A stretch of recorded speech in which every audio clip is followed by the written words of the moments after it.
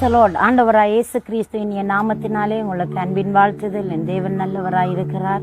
நம்மோடு கூட எப்பவுமே இருந்து நமக்கு நன்மை செய்கிற நல்ல கர்த்தர். இதனாலே நாங்களை ஆசீர்வதிக்கிற நல்ல ஆண்டவராய் இருக்கிறார். எனக்கு பிரியமான கர்த்தருடைய பிள்ளைகளே, நீங்கள் காலை தோறும் அவருடைய புதிய கிருபையினாலும் புதிதான நன்மையினாலும் ஆசீர்வாதத்தினாலும் நீங்கள் நிரப்பப்பட்டு கொண்டிருக்கிறீர்கள். இந்த நாளிலும் ஒரு அற்புதமான தேவனுடைய வார்த்தையை நான் உங்களோடு பகிர்ந்து கொள்ள போகிறேன். நாங்கள் தியானிக்கலாம். 138வது சங்கீதம் 8வது வசனம் சொல்கிறது, கர்த்தர் எனக்காக யாவையும் செய்து முடிப்பார் என்பதாக தேவனுடைய வார்த்தை இந்த இடத்திலே சொல்லப்படுகிறது. சங்கீதக்காரன் தாவீதுடைய வாழ்க்கையிலே வாக்களித்த தெய்வம் அவர் அங்கே நல்ல கர்த்தராய் அவருடைய வாழ்க்கையிலே வாக்குகளை நிறைவேற்றுகிறவராய் இருந்திருக்கிறார். சாதாரணமான ஏழ்மை நிலையில் இருந்த ஒரு மனிதனை, ஆடுகளுக்கு பின்பதாக திரிந்த மனிதனை தேவன் அரசனாக்கி அவரை உயரத்தில் வைத்து மகிழ்ந்தார் என்பது எவ்வளவு ஒரு மகிமையான ஆசீர்வாதம். அத்தோடு கூட அந்த தாவீதின் சந்ததியாகவே ஆண்டவராய் இயேசு கிறிஸ்து அந்த சந்ததி வழியாகவே வந்தார் என்று சொல்லப்படுகிறது.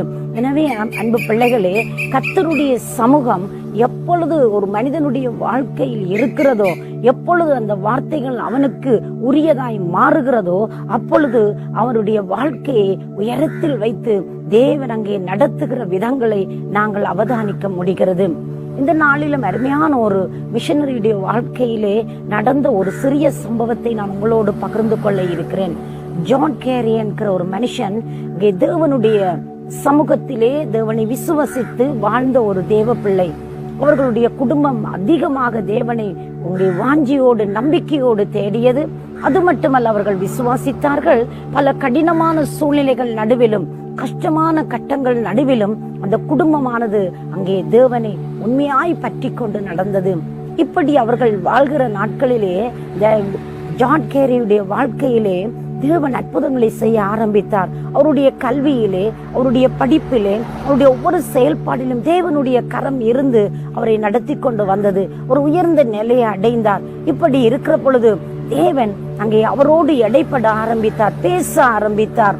அவர் தேவனுடைய சேவையை செய்வதற்காக ஒரு மிஷனரியாக தன்னுடைய வாழ்க்கையை அர்ப்பணித்து எங்கே போகலாம் என்று யோசித்துக் கொண்டு இருக்கிற பொழுது நர மாமிசம் உண்கிற மக்கள் மத்தியிலே தேவனுடைய திருப்பணியை செய்வதற்கு தேவன் இங்கே தன்னிடத்தில் உணர்த்துவதை உணர்ந்து கொண்டு தன்னுடைய வாழ்க்கையை அர்ப்பணித்தார். இந்த மனிதன் தன்னை அர்ப்பணித்தது நிமித்தமாக தேவனுடைய சத்தத்துக்கு கீழ்ப்படிவதற்கு தன்னை விட்டு கொடுத்தார். இப்படியாக அவரும் அவருடைய மனைவியும் பிள்ளையும் கடந்து போனார்கள். நர மாமிசம் உண்ணுகிறவர்கள், மனிதர்களை உண்கிற மக்கள் மத்தியிலே சேவை செய்வதற்காய், திருப்பணியை மேற்கொள்வதற்காய் தங்களுடைய வாழ்க்கையை அர்ப்பணித்த இந்த குடும்பம் சந்தோஷமாய் அவருக்காய் சேவை செய்ய ஆரம்பித்தது. இப்படி சேவை செய்கிற நாட்களிலே இந்த ஜான் கேரியுடைய மகள் மனைவி சந்தோஷமாய் இருந்தார்கள். திடீரென்று ஒரு நாள் அவருடைய மனைவி வியாதிப்பட ஆரம்பித்தாள். அந்த வியாதியின் கொடூரம் அவளை தாக்கியது. ஆனாலும் அவர் தைரியமாய், அங்கே பாஷை தெரியாது, மொழி தெரியாது, அவரோடு எப்படி புரிய வைப்பது என்று தெரியாத பொழுதும் அவர்களுக்கு கிறிஸ்துவின் அன்பை அவர்கள் வெளிப்படுத்தி கொண்டே இருந்தார்கள். ஒரு அறுவடையும் இல்லை. ஆனால் அவர் மனம் தளர்ந்து போகவில்லை. இந்த இடத்தில் நாங்கள் பார்க்கிற பிரகாரமாய் கர்த்தர் எனக்காக யாவையும் செய்து முடிப்பார் என்று தேவனுடைய வார்த்தை சொல்லுகிற பிரகாரமாய் இந்த மனிதனுடைய வாழ்க்கையிலே தேவகரம் கிரியை செய்ய ஆரம்பித்தது. என்ன ஆச்சரியம் தெரியுமா? இவர்கள் அங்கே தங்களுடைய அதைரியமான சூழ்நிலையிலும் துன்பமான வேளையிலும் அவர்கள் சோர்வடையாமல் தங்களுடைய திருப்பணியை அவர்கள் செய்து கொண்டே இருக்கிறார்கள். இப்படி செய்து கொண்டிருக்கிற நாட்களிலே ஒரு நாள் வியாதிப்பட்ட அவருடைய மனைவி மரித்து போய் விடுகிறாள். அந்த மனைவி மரித்து ஒரு சில நாட்களிலே பிள்ளையும் வியாதிப்பட்டு அதுவும் மரித்து போனது. இருவரையும் இழந்து மிக துக்கத்தோடு ஒரு தடவை ஆண்டவரை நோக்கி பார்த்து அழ ஆரம்பித்தார் ஜான் கேரி. ஆண்டவரே, ஏன் என்னை மறந்தீர்? இந்த மக்களுக்கும் நான் சொல்வது புரிகிறதில்லை. இந்த மக்கள் மத்தியிலே நான் ஒரு வெற்றியை காணவில்லை. என் குடும்பத்தை இழந்து நான் தனிமையில் நிற்கிறேனே, என்னை பாரும் என்று அழ ஆரம்பித்தார். ஆண்டவர் அற்புதம் செய்ய ஆரம்பித்தார். அங்கே படிப்படியாக அந்த நர மாமிசம் உண்ணுகிற மக்கள் மத்தியிலே இருக்கிற அந்த தலைவன் ஒரு நாள் இந்த தேவ மனிதனுடைய வீட்டை தேடி வந்தார். அவருக்கு கிறிஸ்துவின் அன்பை அங்கே அவர் உணர்த்தினார். அந்த மனிதன் கிறிஸ்துவை சொந்த இரட்சகராய் ஏற்றுக்கொண்டு அங்கே தேவனுக்காய் வாழ ஆரம்பித்தார். படிப்படியாய் மக்கள் மத்தியிலே விடுதலை உண்டாக ஆரம்பித்தது. அந்த மக்கள் இயேசு கிறிஸ்துவை சொந்த இரட்சகராய் ஏற்றுக்கொள்ள ஆரம்பித்தார்கள். என்ன ஆச்சரியம்! தோற்று போனேனே, எல்லாம் இழந்து போனேனே, என்னுடைய வாழ்க்கையிலே சக்சஸ் இல்லையா என்று சொல்லி தனித்து நின்ற மனிதனுடைய செபத்தை கேட்ட ஆண்டவர் அவருக்காக யாவையும் செய்ய ஆரம்பித்தார்.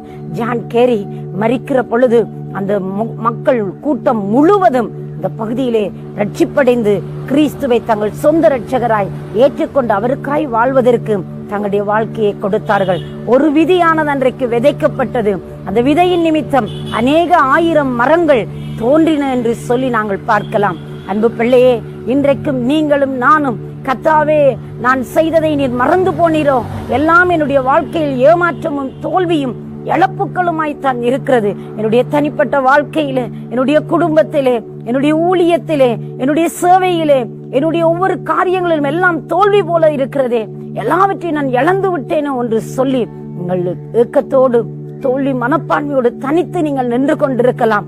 இந்த மிஷனருடைய வாழ்க்கை உங்களுக்கு ஒரு முன்னுதாரணமாய் இருக்கட்டும்.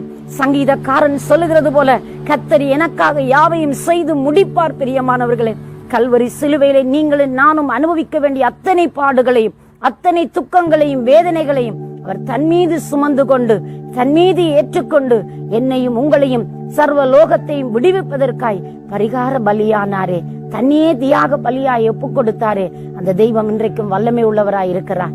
இந்த நேரத்தில் எனக்கு அன்பு பிள்ளைகளே, அவரை நோக்கி பாருங்கள். அவரை நோக்கி பார்க்கிற யாவரும் பிரகாசம் அடைந்தார்கள். அவர்கள் வெட்கப்படவில்லையா?